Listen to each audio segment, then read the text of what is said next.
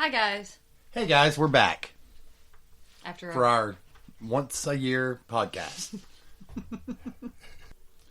No, seriously, we've had a lot going on since that last podcast. I guess a month and a half, 2 months ago now. Yeah. I've worked my ass off, got sick, died. Yeah, I think she was patient 0. Probably was. Yeah. She had an unspecified viral infection along with our son about 3 weeks ago. Or was it 4 weeks ago? It was February 8th. Okay, so then she made me sick. And then the computer broke. When we ordered another microphone. Then the mic came. I'm sorry, the mic came, then the power supply went out on the computer, so I had to replace that. And finally, the mic did come, but I couldn't get it set up correctly, so I'm still working on that. But we're back. Hi, guys. And we did have a small issue with the recording of this episode that we'll let you guys know at the end. Yes. Okay, so as some of y'all, if you follow us in the group or our page, and those of you who follow us personally know, we are going to be at the True Crime Podcast Festival in July. In Kansas City, Missouri. Yes. The dates are July 11th and 12th, and tickets are still on sale unless it is called off for some type of social distancing. Right. Which is possible. Maybe not. I don't know. Who knows? Actually, I haven't been on Facebook in I've posted things, but I haven't been on Facebook in 2 days. I'm practicing social media distancing. It's probably a good thing. Yeah. I can't deal with too much of it myself these days. Anyway, guys, so make sure if you want to go, you go ahead and try to get tickets, because apparently, from what I understand, each few weeks the price goes up a little bit. Like ours were $85. I'm sure there's some type of step. And I'm talking about a guarantee. Like if it's called off, you get your money back. I would hope so. Right. I mean, I didn't ask about it. But then we're gonna show up. We're gonna do our own fucking podcast festival, bitches. I got tickets. And we get to meet Nikki from Strictly Homicide. Okay, guys, so this week we're going to be talking about Todd Kohlhepp. And if you don't remember who he was the serial killer. Well, technically, yes, a serial killer. Yes, I don't think so, but whatever. Right, nor do I. Who kept a woman locked in a shipping container. She was rescued. We all saw the body cam footage of the police officers. Who the sheriff said she was chained like a dog. Chained like a dog. So with that being said, let's cue these creepy kids. Yeah, I miss the creepy kids.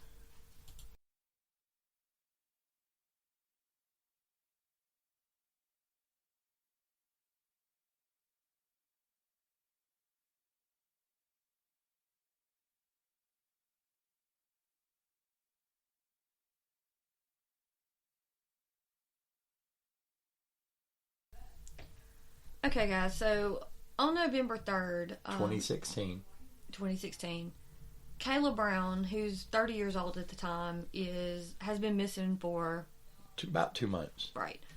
And phone records have led them to a property in South Carolina, and, they're searching. They don't even think they're going to find her alive. And while they're there, talking, being loud, searching, like, hey guys, you got anything over there? They hear knocking on this shipping container, and they find her chained to a wall. They cut it open. Yeah. The locks didn't keep them out as long as I guess he had hoped they would.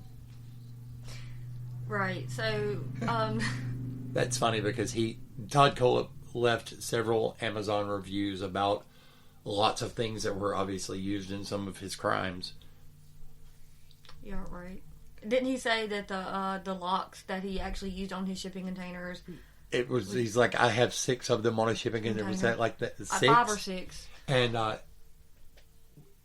won't keep them out forever, but it'll keep them out long enough to where they don't care anymore. Something along those lines. I'll look it up in a few moments if you want me to.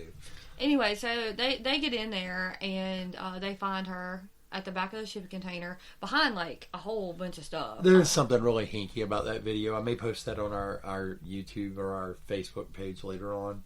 Right. When they come in, I mean, it's almost like they came in and they rescued her and they were like, hold on, let's redo this. It really is. No, yeah. And I think... And they come in and they're like, where's your boyfriend? Or where's your boyfriend? And she's like, Charlie? She's like, yeah. And then she's like, he shot him. And they're like, what? Who shot him? And she's like, Todd Kohlhepp shot Charlie Carver in the chest three times and wrapped him up in a blue top. And never looking up. It just sounds so rote. I mean, it's like not only that, but it's the way she's sitting. To me, she's sitting, and I know they're trying to cut her loose, but like it's the way she's sitting is. I mean, and it's not even like she said he shot my boyfriend. But no, she didn't know emotion at all. It just seemed really, really. It seemed contrived. like it seemed to me, in all honesty, that they opened that shipping container and she was expecting him, and then she had to be like, "Oh shit! Yeah, it's the let police. me come up with something. I gotta tell them what happened. I gotta make this real." I mean, it was, and I mean, I get it. Everybody processes things different, so I'm sure somebody's gonna at me and be like, "She was in shock." I can play the audio if you'd like. Yeah, please do.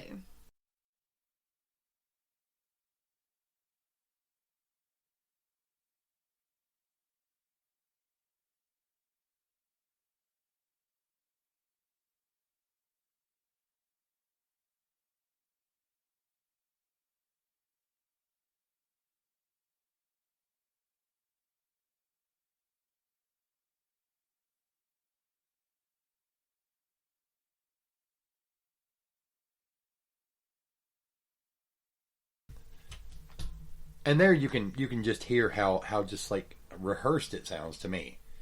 I will say that there's right before this in the video, which I'll post the video in its entirety later. A guy named Joey from the sheriff's department leaves a bottle in the crime scene. They open the crate. He walks in the door and drops a water bottle on a chair. Like, none of them were wearing gloves. They rushed up in there too, like 8 of them. I mean, I can see them being like, "Oh my God, we came here to find a body and we hear somebody knocking." But, you know, if she's knocking, goddammit, she's alive. So, hold up, bitch, we coming. Let me put on some gloves and preserve some evidence. It almost seems like I said, like they did this, they found her, then they put everything back closed and said, hold on, let's do this again. I mean... It really seems like that to me. Well, I mean, you know, and obviously we'll discuss the whole case, but they bungle a lot, it seems. You know, as the more I've read into this, because at first I thought, okay, whatever, you know, she was found in a shipping container, and then as more information comes out, and then you find out that the sheriff that's on this now is new, you know, newer. Right. And he just answers questions, like, so oddly. Like, he tells one reporter, "You got on a nice dress," later on. Right. So, it just seems really weird to me, this whole thing, especially when at the same time that they're doing this, they're serving a warrant at Todd Kohlhepp's house. Right. So they've got 2 crews. They've got this crew on his property, which was like 90 some odd acres. It's a good many. I can't remember. I think it was 95 acres, I want to say, but 95 rings. So they've got a crew on the 95 acre plot where they tracked her cell phone activity to. Right. And they've got like 4 or 5 detectives questioning him. So they find her. And then they call him. And they call the other detectives who are questioning Todd. And they're like, okay, all right, yeah. And they hang up the phone. And they're like, so we found Kayla. And he doesn't even like blink. And he's like, oh. What? Either he's been so fucking prepared for this because obviously at some point, you know, he's going to get caught. Because he literally, he's like, what? Like, or he says something back, but he's not like, what? Or you found who? He was just like... And he's like, oh, okay. I mean, just saying, all right. He said later that they were boyfriend and girlfriend. Which led me to listen to all of the video I could of her.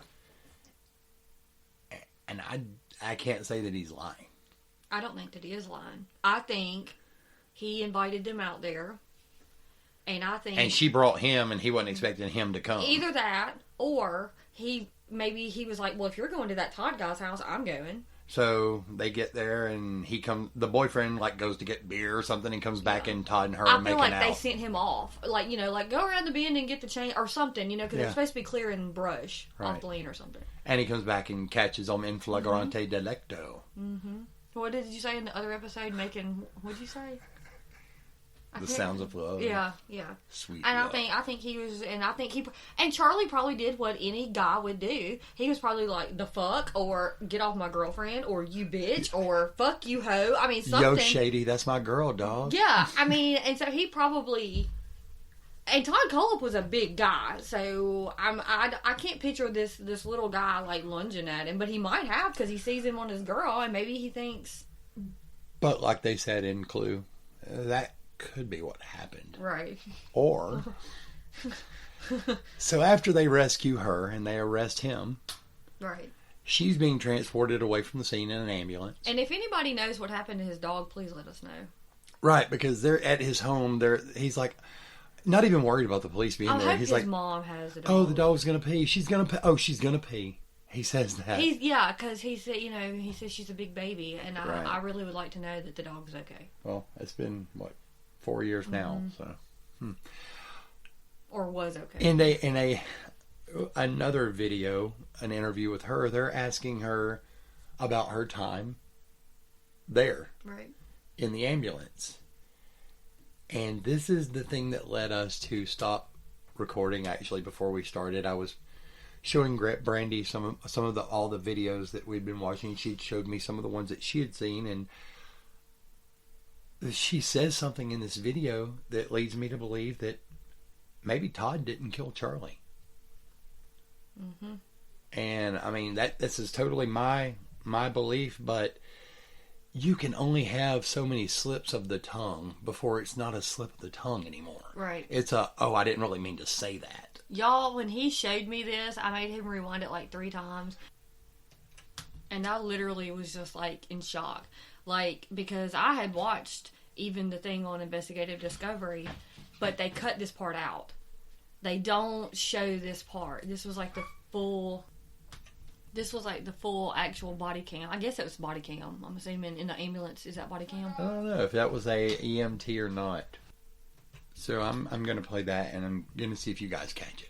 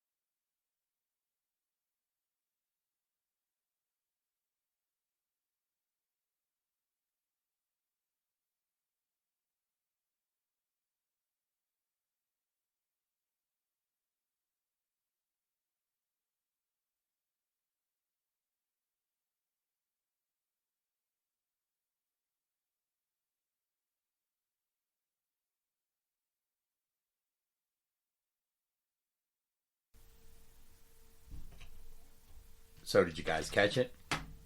Okay, it's a trick. There's actually a couple of things in there. She slips up. One of the first things I noticed was she says the second time that he comes back for the day that they do whatever she wants. I mean, he wants sexually. Mm-hmm. That was really, really strange. I mean, if it was me... On top of him saying that they were boyfriend and girlfriend. Right. And having proof. Yeah, having he had letters the and texts. texts. The letters nobody ever really sees because he ends up later pleading guilty, and the police have that in evidence. But in the... I believe it was the ID... documentary, the 3-part thing, that was like 2 hours apiece. Right. They actually show the Facebook messages from him and her where she's like, I'm available, and he meaning Charlie is going out of town or leaving or something, and she's like, so I'm available to come over or something, like, right.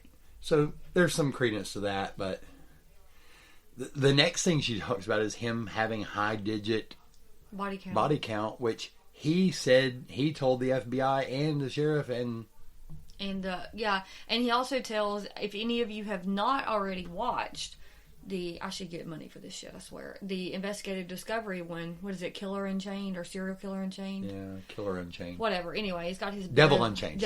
Yeah. He tells her they've got only 10% of the story. There's, And a woman goes to question the new sheriff about it. That's where the dress ties in, because he just steamrolls her. He's like, she says... He told you about extra body or other bodies and out he goes, there. that sure is a nice dress you've got on. Next question? Or yeah, he just walks away from her. Yeah, he just glosses over, yeah. I mean, it's insane. Like, he does not want to... They do not want to discuss the fact that this man could have possibly killed more, because I think that they know he did. Right. I don't think that there was a law. I'm not saying he's, like, got 200 and 300 kills necessarily. But, like, I think that there were more, and I think that they know it, and they're fucking embarrassed, is what I think. Well, I mean, we watched Joey drop a water bottle right inside the crime scene. So. Not Paige. She also includes in that body count the Superbike murders, which at this point happened in 2003. So you're talking... A 13-year lull. 13-year lull in... them not knowing who killed these people. But that was supposedly a spree killing, or whatever. That to me is not a serial killing. He walked in, and in later interviews when he tells here's what he told them happened. He said that they made fun of him. They made fun of him, and he went back and he shot them all. I think his mom was there, at least for one of those encounters, because she seems like an overbearing cunt. That, I mean, really, she's so in denial. I didn't raise a monster. Blah blah blah. No, you did, bitch. You did. You did, and when he didn't get his fucking way, you sent him to his dad. Yeah. When he got too much at your house. Remember, because she tells him he destroys the furniture? She bought new furniture to keep him there, and he destroyed it with a hatchet. So he bought a bike from the Superbike people he couldn't ride. They were really crappy about it and would not refund his money. They shouldn't have sold him a bike. Well, they asked him, the stepdad of Scott Ponder that owned the Superbike place, says that he believes his stepson and his wife, because she was the office manager, were ultimately killed because when when Todd came in, they said, haha, are you here to buy another bike just to get stolen? So that leads me to believe he had bought a bike from them and it had got stolen and they mocked him. Obviously, duh. But, like, you know what I'm saying? Like, so he was in the paperwork. They might have stolen it. Well... I mean, he had them. I mean, he was a successful realtor, so he probably bought it outright. Which is very strange, because he was a sex offender. Right. I don't understand how he got his license. Right. Well, there was a lot of missteps in this whole, from the get-go, as Granny would say. But the last big thing in that audio is near the end there. She talks about Todd having been a paramilitary contractor, a killer for the government. And if she showed promise, or if she was a good girl, that he would let her stay. He would take her under his wing, like as a protege or a partner. But she had to prove she was serious. Right, that's what she says. But Charlie had to go to prove I was serious. So if you're trying to become a contract killer and you have to prove you're serious, that would mean that you kill somebody. So that's the part that Brandy listened to over and over, and she spoiled my story by giving it away before the end. But yes, she says, but he only wanted me, so Charlie had to go to prove I was serious. So if Brandy and I are hanging out with Todd, and Brandy wants to become his protege, and I have to go to prove Brandy's serious, that means Brandy has to kill me. The only other way I can take that is if he told her Charlie's got to go, lure him here, and I'm gonna kill him. Either way, she knew Charlie was going. Right. I don't feel like it was that on top of the tongue slips about the sexual gratification and she was his booty loving call. Time or whatever. He got her pads and pens and books and shit. Like, she had supplies up in that shit. Like, he was taking care of her. Yeah, I mean, she was chained to a wall, but there are some we don't even with know kinks. that she was.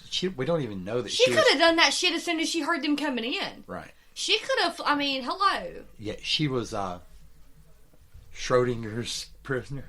I mean, is she chained or is she not chained? We don't know until we open the container. And I mean, she's got the fucking sense, to not out herself. Well, okay, I would say she ain't got the fucking sense, but she didn't because she messed up. But I mean, she goes on to sue him. This is part of me being a cynical bastard and not believing anything at face value and just watching for ulterior motives in everything that everyone does.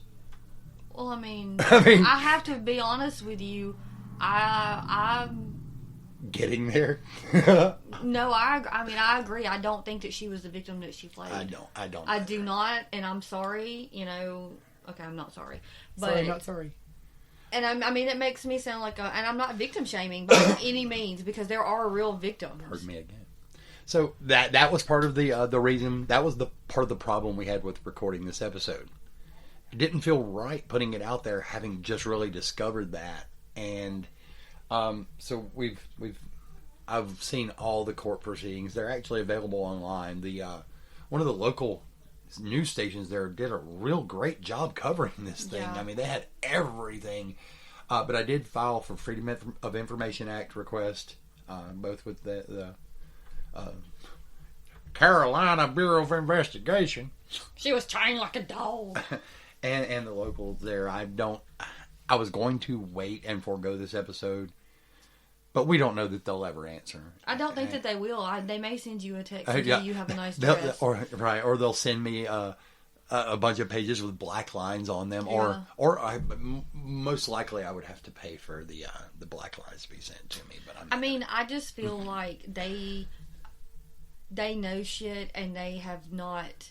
On top of Joey leaving the water bottle at the crime scene. And nobody's wearing gloves. I don't know if we said this earlier, but nobody's wearing gloves in this shit. Like, nobody is. Even if they did go there expecting to find this bitch dead.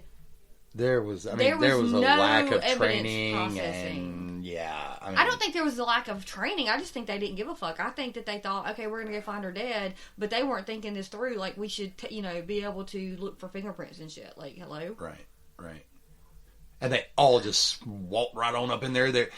There's a cat in one scene, I believe, right? A fucking cat. I missed the cat. Holy fuck. I'm joking. I was just going to say, like, if this bitch had a cat in there and we're going to... Yeah, she was petting the kitty. Well, there was dog food in there. There was a big bag of dog food, I believe, right inside the door.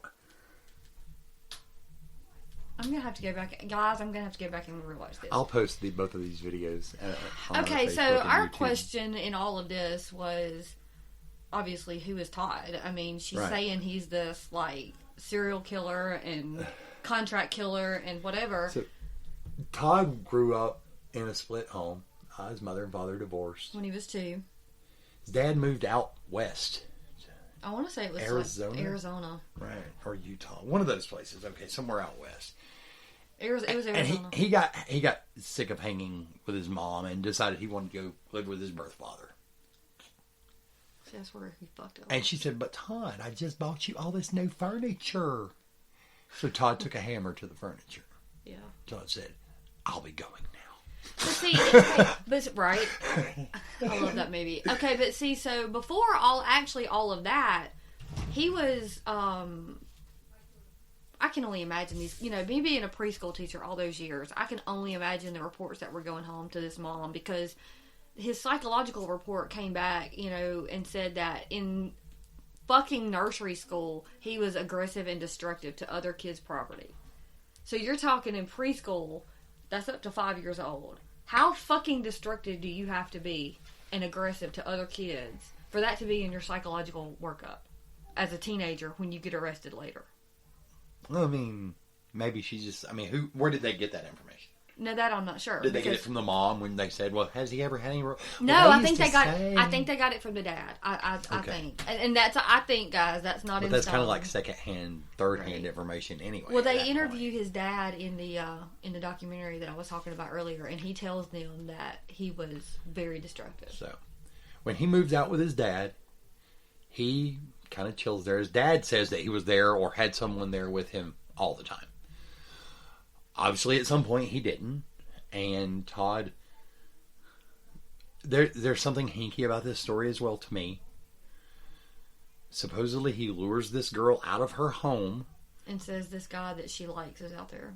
And pulls a gun on her and forces her to his house.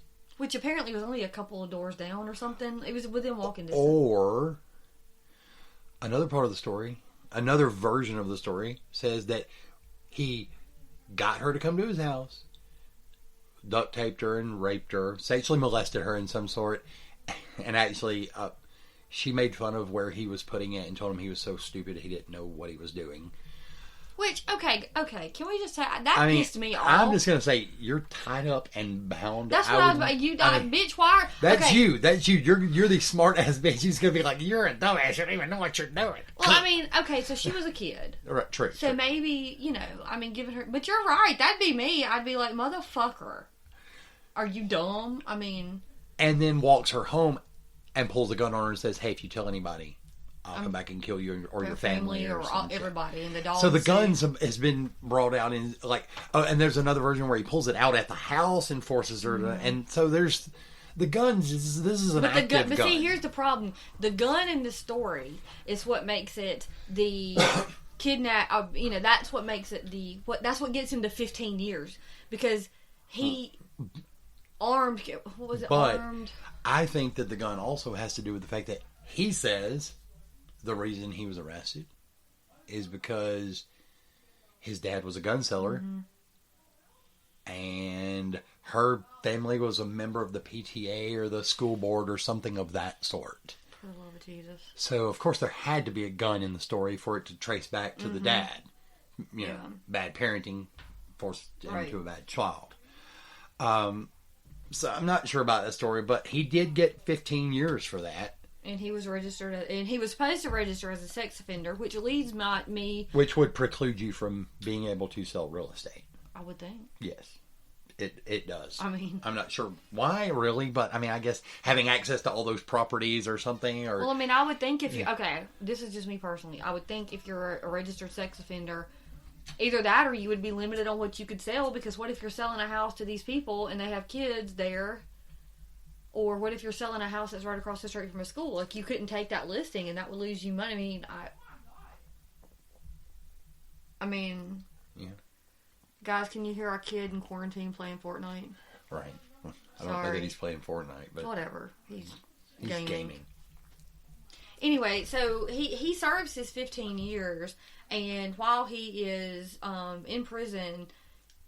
he, it's talked about how he becomes a real estate, or he starts his journey towards becoming a real estate. I almost said he kidnaps. He graduates while he's in prison because he's 15 fucking right. He graduates years high school. Yeah, right. But his mom actually gave him the idea to become a real estate agent. Hey, I know you rape and kidnap people, but be a real estate agent where you can lure people to a house. No, it's like, hey, Todd, have you ever thought of, you're really good at selling people stuff. Look, you got that girl to come to the house. But apparently it comes out in his therapy that at age 9, he had started going to counseling, and he was described as being explosive and preoccupied with sexual content. He also displayed cruelty to animals. He bleached a goldfish. I don't even know what the fuck that means. I don't know if he put poured a bowl of, I don't know, but he killed it with bleach. So I'm because he didn't want it anymore. Yeah, because he didn't want it anymore. That. Yeah. Yeah. So he clearly had. He had some. It was like he had a lot of anger issues, and it didn't calm down. I feel like it just didn't calm down for him ever. The anger. Oh, are we doing the Amazon reviews? Yeah. So a lot of these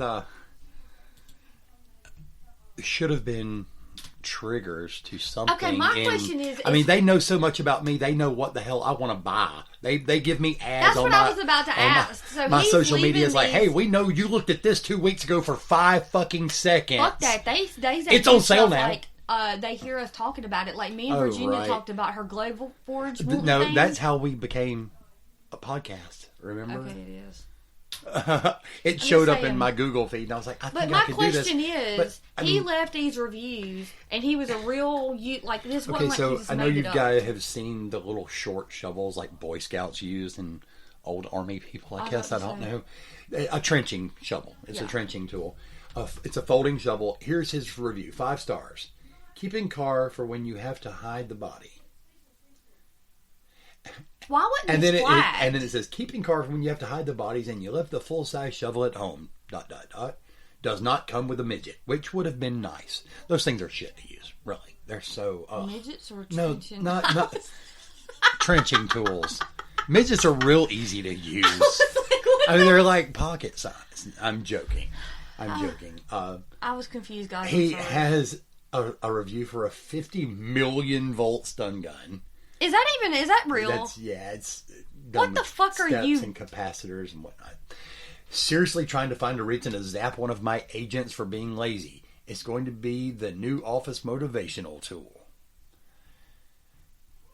Is it the padlock? The padlock. Works, master lock, hidden shackle padlock. Works great. Also, if someone talks back, go old school on them by putting this in a sock and beating them. They will not appreciate the hardened steel like you will. Works great on shipping containers, too. I mean, master padlock. 5 stars. Solid locks. Have 5 on a shipping container. Won't stop them, but sure will slow them down until they're too old to care. What I would like to know is if people... Because can't you react to these? It's blacker than my soul. Oh, my God. What? Here... Husqvarna 455 Rancher 20 inch. This is my favorite. 2-stroke gas powered chainsaw. Works excellent. Getting the neighbor to stand still while you chase him with it is hard enough without having an easy to use chainsaw. That one's not so bad. That one's funny. That's almost in a humorous vein. I actually pictured Leatherface. I mean, like, yeah, right. A knife, something like I haven't got to stab somebody yet. But when I do, it will be with a quality tool like this one. But my question is like, these should have been tagged. But I think people thought it was being funny. I guess. Quit being funny in your reviews, people. I mean, maybe they were flagged, but maybe they just. I mean, obviously they didn't take them the fuck down because they were using evidence. Well, they would have been using evidence. There are a bunch of Facebook posts to him when people find out he's a sex. I googled your name and it says you're a sex offender. But why? Why did they Google him? Why were they looking into that? I Google everybody. Okay, you do. We're weird. Sometimes. You Google yourself. I Google myself when I'm here alone at night. But okay, so he obviously had some issues. Well, okay, so some people said he was the best darn real estate agent ever. Some said that he was like the best real estate agent ever, and he just, couldn't fucking do nothing wrong, and he bent over backwards and, would have gave him the shirt off his back. And some people said he would get angry at the drop of a hat and start talking about guns that he had and raping and killing. And killing things and people and like how easy it would be to do things like that. And maybe that's how that guy came to, because I think that the lady who talks about him doing that, I think she filed a complaint with the board. And that's when she found out he was a sexual...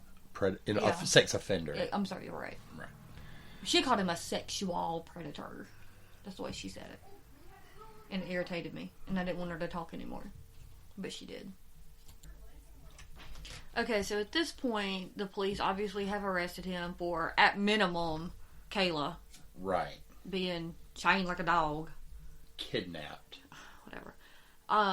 And so at some point, obviously, you know, she's already told them And the murder of Charlie. Right. Well, yeah. Suspected murder of Charlie. Right, because at this point they're looking for him. They find the car that they drove there hid over to the side somewhere in the trees. Painted with brown paint, Yeah, and brush painted it looked like. Yeah, and then like there's like pine straw and stuff, you know, over it. So if they're looking aerially, Right. aerially. The police said that when they first investigated the property, when they had first tracked her cell phone there, that they saw the container and thought it was a grow op. They thought it was a grow and they saw house. that little house, the Right. little because it was all off the grid. There was no power there. Right. I think there were solar panels. Were there not solar panels? And they thought it was a grow up. But so at this point, he's being interviewed, and she's told them in the ambulance that he killed the Superbike people and two of the people. Which was one of the largest murders in the history of that area, right? From what I understand. For what I the understand biggest too. unsolved case they had, I believe. Right, and to boot on that one, and to boot on that case, all those years that it had been unsolved, Todd was in the list of customers, number one, and had never been investigated, which... Another failure by local police. Because here's the thing, if they'd even done a fucking background check on him, they would have seen that he was a registered sex offender, and as we all know from Law and Order, that immediately gets you fucking questioned. Right? I guess. Well, I mean, yeah. On every Law and Order, they're like... Cragen always comes in and goes, check the area for sex offenders, go track them down. I mean, that's just... Right. But, so, he should have been questioned. He was a felon. Right, true. So, first of all, even if... But secondly, they mislabeled blood samples so that they got all sidetracked because they think that the wife of Scott Ponder, who owned it, was having an affair with one of the mechanics. So they're all in her fucking Cheerios talking about, we know why he was killed because you were having an affair with this guy. Because they did a blood sample test and mixed up her husband's and the mechanics. Well, apparently they were laying pretty close together. And then she was like, no, I want you to check it again. Right now, well, see, what they did was they were fucking little sneaky sneaks. And they called her in, to talk to her about... And gave her a drink. Yeah. No, well, they waited for her to have to change the baby, and they took the fucking baby's diaper, and they tested the diaper. And they were like, oh, no, this is it, y'all, guys. Come in, guys. We've got this. Right. She was cheating. And so what do they call that? Tunnel vision? Yeah, and so they bring her back in, and they're like, well, we know you were having an affair with the mechanic. I believe his name was Scott Lucas. And they're like, we know you were cheating on your husband, and the baby is this guy's over here. And she's like, the fuck? I mean, she probably didn't say that, but she was probably thinking it. And she's like, no. And they were like, yes. And they were like, here's this. And she goes, well, you take another test right now. Well, it comes back, of course. They test her. Yeah. Well, no, they test the baby. Again, yeah, they test the baby. She was like, do it right in front of me. And it matches what they have as being the mechanics and hers DNA. Right. And it was confused. But my whole point is if they'd have done their fucking job correctly and not mishandled shit. A lot of this could have not happened. Well, right. And I mean, like, then see, and the next two bodies that are found there, the Coxies wouldn't have been murdered because he would have been in jail for the Superbike murders if they'd have questioned him. Because his ass would have folded. Hey, were you in there? Yeah, they made fun of me and I shot them all. Because he was so proud of that. In the interview, he said, he tells them, I cleared that room in 30... I don't know. I cleared that room in 30 seconds. You would have been so proud. So I think... And they were just like, okay. Like fucking crickets. Like, I think if he'd have been questioned in that early little time period, at the beginning, of fucking course, 13 years later, he's going to be like, what's up? So, he decides while he's in jail... Hey, That Dead Body Show listeners. Cece here, the host of the Sooner State True Crime Podcast. We focus on cases based in my wonderful home state of Oklahoma. And since the term Sooner actually refers to the state's very first true crime, Cheaters in the Land Run, Oklahoma is definitely a crime state. Sooner State True Crime can be found in most podcast apps. Or visit our website, anchor.fm/crimestate.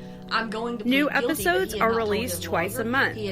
Follow us on Twitter at Crime State for upcoming episodes almost and more. Immediately they're like, hey, come away with me and discover my crime state on the Sooner State True Crime Podcast. It was her and his former has now asked to write his, what do you call it, autobiography or whatever. Biography. And somebody else was there, and now I can't remember who it was. But he's, she's talking to him, and the police, the deputies come in, and they're like, come here. And she tells him, she's like, hold on, they're talking to us. And she goes over there, and the coworker is starts talking to him. And they tell her, you have no business being here. And she was like, but I asked permission to be here. And they're like, you've got to go. You're here under false pretenses. And she flat out, she shows the email. She's like, I want to interview Todd Kohlhepp. He's asked me to come up there. I mean, she lays it out. And she also asked to interview the sheriff, who later tells her she has a nice dress. Right. When she asked him a question about the other I think bodies. they were ass hurt because he told her first. He took the thunder. He was like, fuck this. I'm not going to let you put on this fucking trial. You know, I'm gonna plead guilty to it. He stole their thunder. So he pled guilty and received 7 life sentences. Fuck, I think it was. Yes, yeah, he did for the murders of. And we've made a lot of jokes and assumptions and presumptions and right. And of course, guys, as usual, this is just us talking about this is Caleb not, Brown. Yeah, this is just us talking, of course. But in all seriousness. He was found guilty of the murder of 30-year-old Scott Ponder, 30-year-old Brian Lucas, 26-year-old Chris Sherbert, 52-year-old Beverly Guy, which was Scott Ponder's mom. Those were the 4 Superbike murders. Right. And then Johnny Coxey, who was 29, and his wife, Megan Coxey, who had been hired by him to clean up brush and property. Well, one set of them was hired to clean up brush, and one set of them was hired to clean up houses. I believe they were the house people. I think so. And if I'm not mistaken, guys, if you know about this he case, said that they tried to rob him, right, and he killed them. There's not a lot of evidence about that, other than the guy was shot in the head, right, round about December 25th. Right, and I'm almost positive as well that Megan had been arrested for something, and she called her mom and begged her to bond her out of jail because she needed this job, because he promised her if she did a good job on this house, he would give her all of her, all of his rental. And when, of course, the former whatever she had done, drug addict, whatever, came up missing. Mm-hmm. They just did. They just that's a common police officer thing. They just failure. Those are the lesser of society that they don't care about. If I'm not mistaken, I don't think that her family was. It's like when a prostitute goes missing. Mm-hmm. I mean, really. Yeah. On SVU or whatever, right? Now he did keep her. He shot him, and he did keep her for about a week, and then killed her probably on New Year's, give or take. Yeah. Yeah. And then poor Charlie, which actually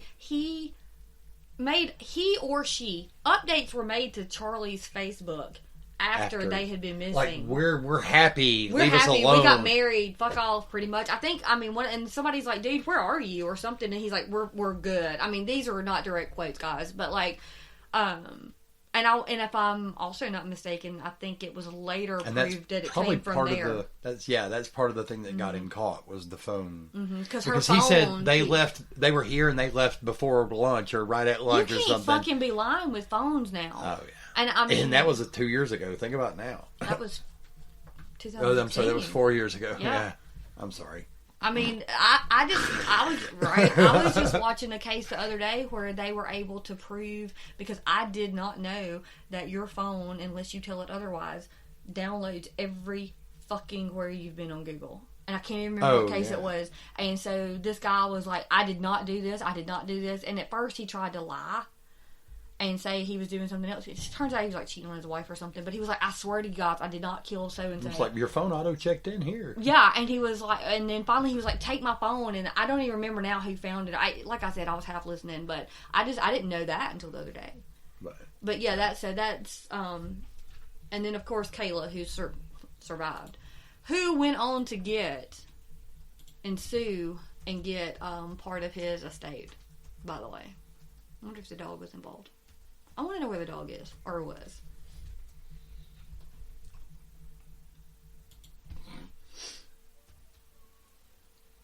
I don't know if they'll send me that information, but the interview with his mom. Oh, she's y'all. oh it my sent God, she me. She should be have on a Cleopatra wig. She is in the denial. I mean, I know that everybody loves their children. And everybody wants to think that their children are good children. But her poor interview, it almost made me cry. It was so, I felt so sad for her. She was like, Todd would never do that. Knowing damn well. He is not a serial killer. And she sounds... But, I mean, technically, I don't guess he is. He's not. I mean, she's right. He's not. I mean, the Coxies and Charlie, I mean, but... I mean, yeah, but... I mean, he shot them all, but that's too... No. So, in addition to the 4 counts of murder from the Chesney shootings, the Superbike killings, he was charged with a count of kidnapping and 3 counts of possession of a weapon during the commission of a violent crime, which is a... Shouldn't that get him also extra years because he's a felon and he shouldn't have a gun? But that's an add-on. I'm just saying. That's so dumb. That's something that they were like, we probably won't get this, so let's just add it. And then they got it. Well, of course, it's South Carolina, so they probably did get it. I mean, they knew they would get that. It's just like...